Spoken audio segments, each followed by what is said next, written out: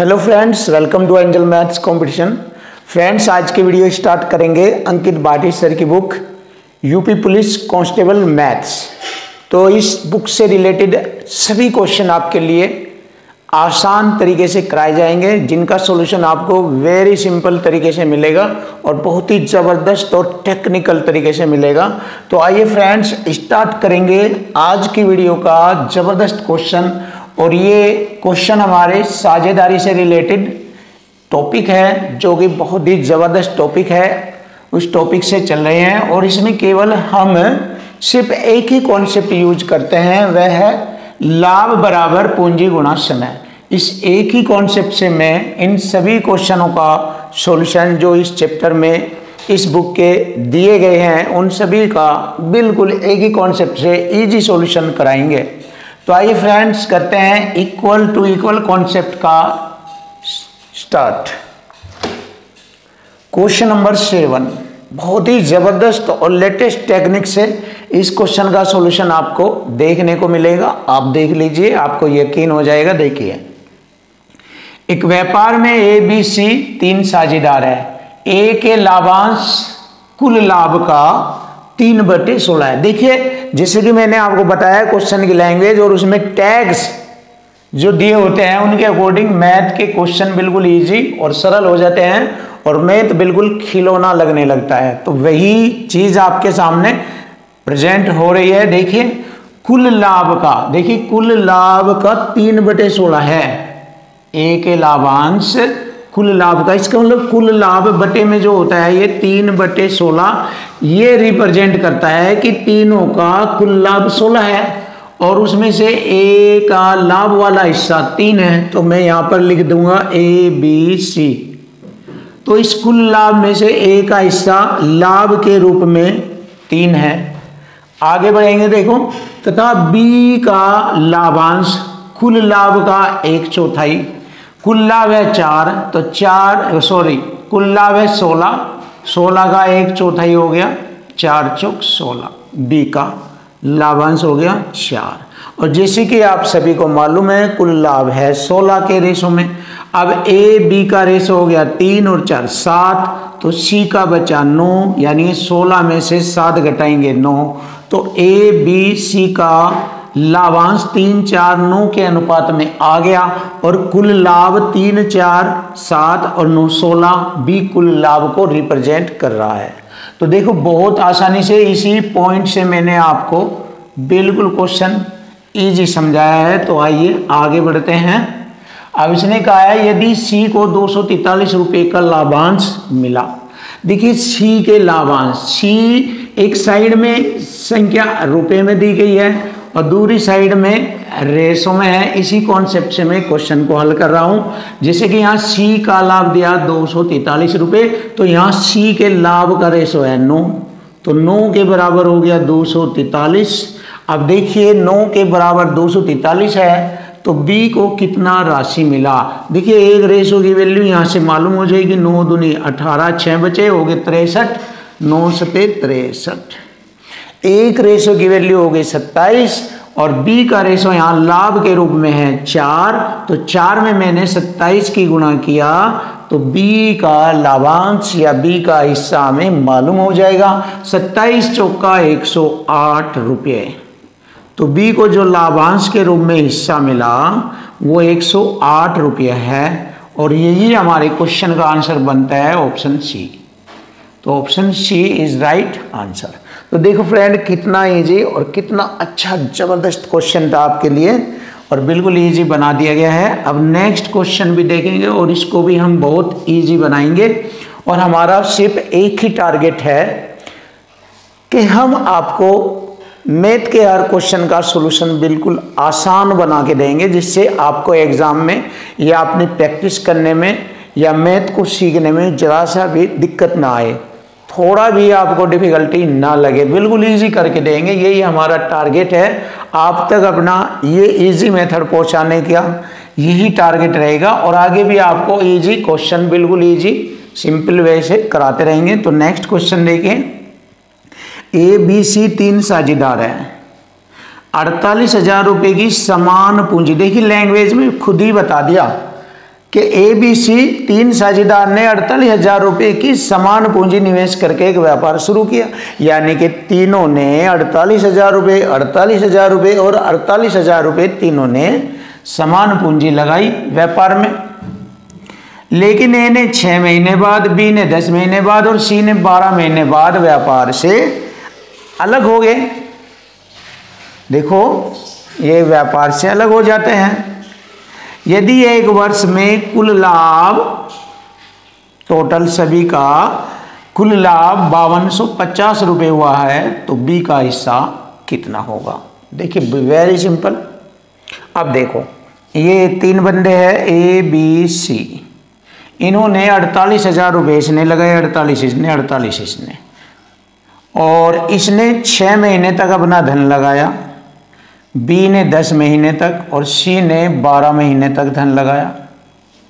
धन कितना था? एक समान। ये 48,000 आप लिख लो या मत लिखो, क्योंकि रेशो में कट जाएगा ये। जैसे मैं 48,000 यहाँ लिखूंगा, 48,000 यहाँ लिखूंगा, 48 यहाँ, तो ये कट जाएगा जब मैं इनका रेशो बनाऊंगा। तो मैं इसीलिए यहाँ पर नहीं लिख रहा हूँ, क्योंकि देखो, पूंजी गुणा समय, जब पूंजी समान हो जाती है तो रेशो में वह कट जाएगी। तो बस अब हम इससे ही इनके लाभांश का रेशो फाइंड कर लेंगे। देखिए, 2 3 6, 2 5 10 और 2 6 12, ये तीनों के लाभांश का रेशो है। और यहाँ कुल लाभ दिया है भाई, इक्वल टू इक्वल, संख्या में कुल लाभ दिया है 5250, तो रेशो में कुल योग करेंगे। यहाँ पर योग है 5250 रुपया, और हमारा योग हो जाएगा 6 5 11 और 3 14, 14 3 42, 3 बार कटा, बच गया 10, होगा 105, 14 7 98, 14 7 98, 7 बचेगा, हो गया 70, 14 5 70, कट गया भैया। देखो, एक रेशो की वैल्यू आ गई 375।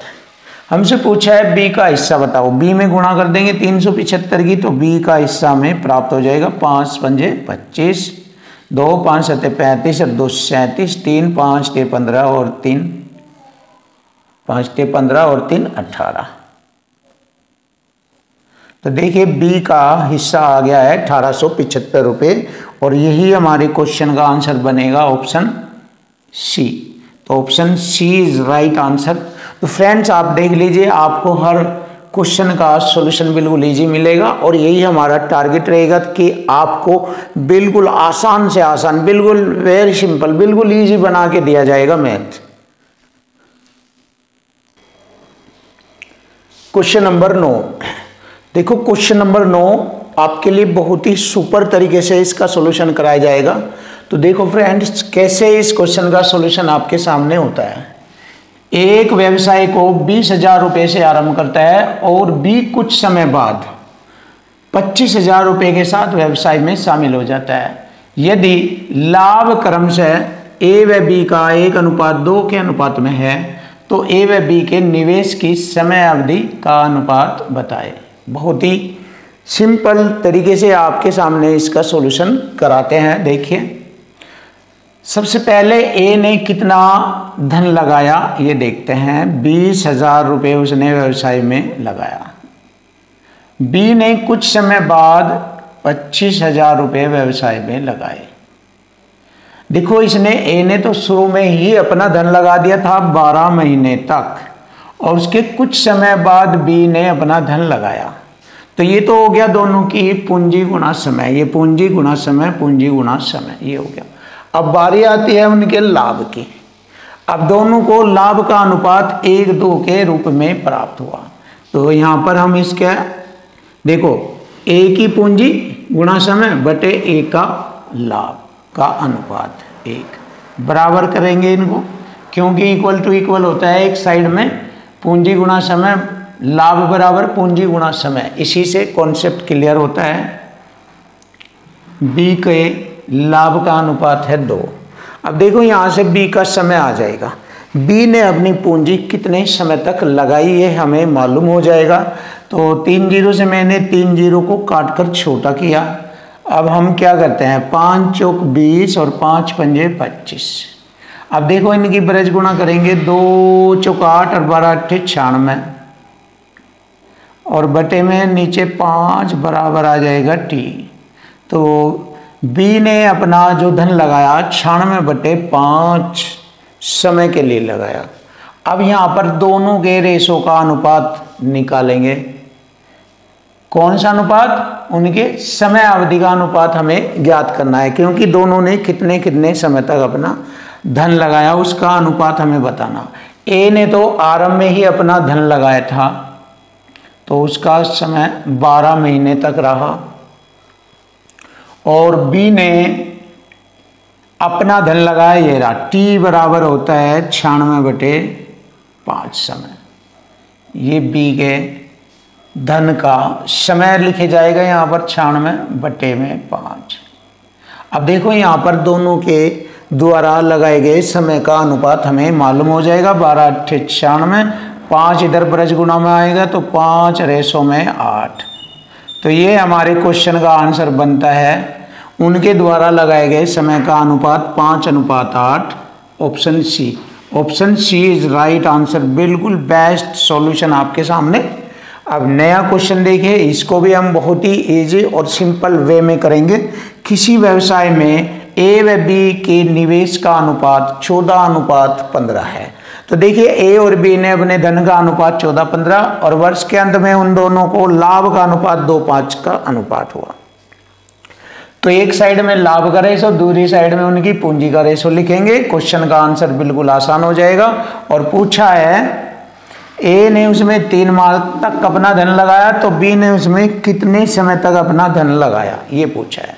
तो चलिए लिख लेते हैं। एक साइड में दोनों के लाभ का रेशो 2/5 बराबर, दूसरी साइड में उनकी पूंजी गुणा समय। ए ने पूंजी कितनी लगाई अनुपात में 14, बी ने 15, और ए ने 3 माह तक लगाई अपनी पूंजी तो बी ने कितने माह तक अपनी पूंजी लगाई, ये हमें फाइंड करना। तो देखिए यहाँ पर इक्वल टू इक्वल कॉन्सेप्ट से ही क्वेश्चन का सॉल्यूशन हो जाएगा। यहाँ पर देख लीजिए।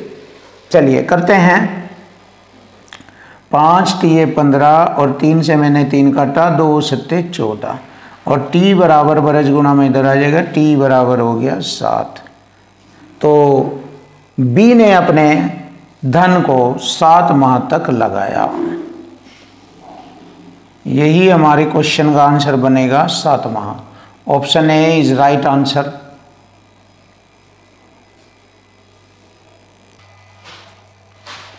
क्वेश्चन नंबर 11 बहुत ही सुपर बेस्ट क्वेश्चन, और इसका सॉल्यूशन भी आपके सामने बेस्ट होगा, नंबर 1 होगा। तो देखिए कैसे होता है सॉल्यूशन।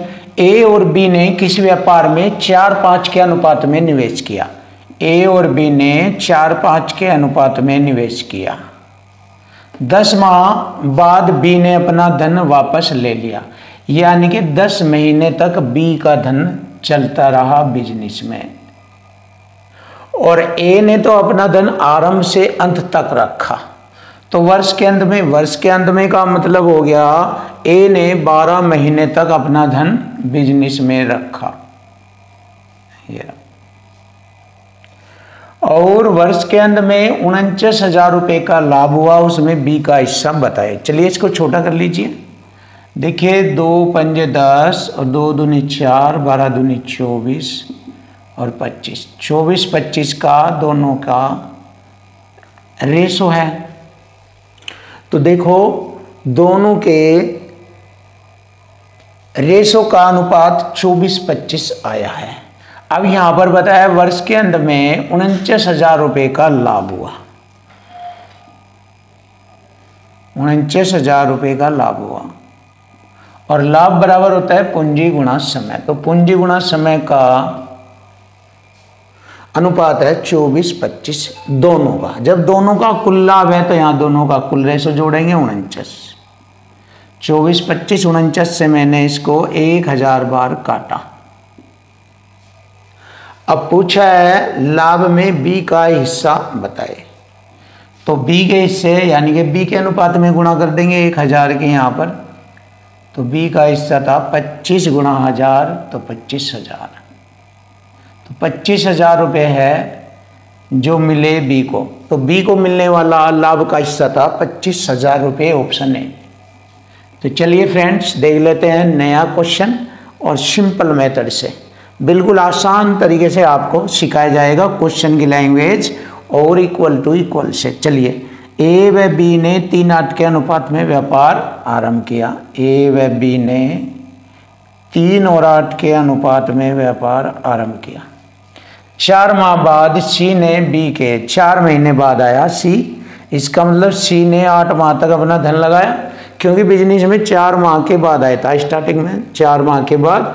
तो इसका मतलब वर्ष में 12 महीने हो तो बाद के 8 महीने लो बी ने अपना धन लगाया। लेकिन कैसे लगाया देख लीजिए। बी ने ऐसे लगाया कि बी के द्वारा, सी ने अपना धन लगाया कि बी के द्वारा निवेश की गई राशि की 3/4 राशि। बी ने 8 है, इस 8 का 3/4 राशि, 4 दूनी 8, 2 3 6, 6 के अनुपात में अपनी धनराशि लगाई और बिजनेस में भागीदार हो गया। वर्ष के अंत में, अब देखो इन्होंने तो अपने 12 महीने तक धन लगाया, इसने भी 12 महीने तक धन लगाया, इसका था 8 महीने तक। ए के धन का रेशो 3, बी के धन का रेशो 8 और सी के धन का रेशो मैंने आपके सामने यहाँ पर निकाला है 6।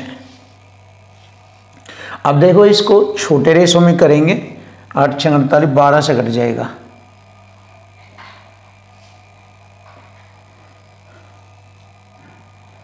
12 से मैंने इसको काटा, 12 से इसको, 8 3 24 होता है ये, सॉरी 8 6 48, तो 12 4 48।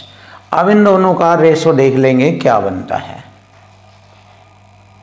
3 8 और 4 का रेशो, ये हो गया ए बी सी के लाभ का रेशो। और यहाँ सी का जो लाभ मिला है वो 48,000 रुपये मिलता है, तो 4 के बराबर आ गया 48,000 रुपये। तो एक रेशो की वैल्यू आ गई 12 4 48, 12,000 रुपये आ गई एक रेशो की वैल्यू।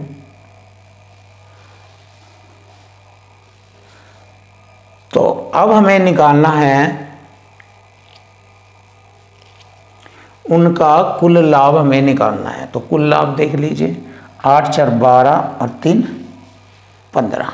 15 में हम 12,000 की गुणा करेंगे तो कुल लाभ आ गया 15 12 180 2 0। ये हो गया हमारा 2 0। यहाँ पे कितनी जीरो बची है? 4 12 3 0 और 15 12 180 और 3 0 ये थी, 1 0 ये बढ़ी, बिल्कुल सही हो चुका है। 12,000 की 15 में गुणा करेंगे तो 1,80,000 रुपये, और यही हमारे क्वेश्चन का आंसर बनता है। तो कुल लाभ था उन तीनों का 1,80,000 रुपये। तो देखिए फ्रेंड्स, बहुत ही इजी और ज़बरदस्त सॉल्यूशन आपको देखने को मिलेंगे। हर क्वेश्चन का सॉल्यूशन आपके लिए आसान होगा और इस बुक के सभी क्वेश्चनों का सॉल्यूशन आपके सामने बिल्कुल इजी कराया जाएगा।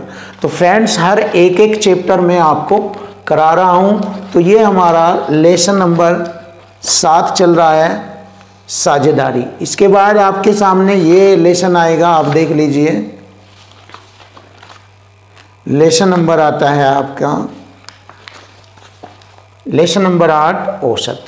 तो जैसे हमारा साझेदारी का चैप्टर खत्म होगा उसके बाद लेसन नंबर 8 औसत का ज़बरदस्त कॉन्सेप्ट आपको सिखाया जाएगा और हर क्वेश्चन का सॉल्यूशन आपके सामने बिल्कुल इजी कराया जाएगा। क्वेश्चन नंबर 13, देखो क्वेश्चन नंबर 13 बहुत ही सुपर और बेस्ट क्वेश्चन है और इस क्वेश्चन का सॉल्यूशन आपको ज़बरदस्त तरीके से बहुत इजी मेथड से कराया जाएगा। आप चेक कर लीजिए कितना इजी होगा, बहुत ही आसान होगा, आप खुद देख सकते हैं। चलिए देखिए, एक्स और वाई अपनी पूंजी क्रम से 3:2 के अनुपात में निवेश करते हैं। एक्स और वाई अपनी पूंजी 3:2 के अनुपात में निवेश करते हैं। यदि कुल लाभ का 5% दान पात्र में जमा किया जाता है, जब 5% लाभ का दान पात्र में जमा किया जाता है तो 95% उनके अनुपात के हिस्से में 95% लाभ बांटा जाता है। जिसमें से एक्स ने 8550 रुपये का लाभ प्राप्त किया, तो कुल लाभ ज्ञात करें कितना है। तो चलिए देखिए, 5% दान में दिया तो 95/100 ये शेष लाभ रह गया। अब इसमें से ए ने प्राप्त किया कितना, सॉरी एक्स ने प्राप्त किया 8550 रुपये, और ये किस रेशो के बराबर है, एक साइड में संख्या दूसरी साइड में रेशो, एक्स का रेशो है 3, और टोटल कितना हो गया, टोटल 3 और 2 5 से भाग देंगे कुल। अब यहां से हल करेंगे तो हमें मालूम हो जाएगा कुल लाभ कितना था। चलिए करते हैं। 9 नम 81, 4 हो गए 45, 5 नम 45, 90 बार काटा इसने इसको, 3 से 90 को 30 बार। अब 5 की गुणा 30 में करेंगे, 5 3 15, 1 0, और 100 की 2 0 और आ जाएगी इधर, तो कुल लाभ हो जाएगा 15,000 रुपये। तो देखिए फ्रेंड, बहुत ही आसान और इजी क्वेश्चन का सॉल्यूशन मैंने बनाया, और हमारे क्वेश्चन का आंसर हमें प्राप्त हुआ कुल लाभ 15,000 रुपये, हमारे क्वेश्चन का आंसर। नेक्स्ट, ये भी जबरदस्त है, देख लीजिए।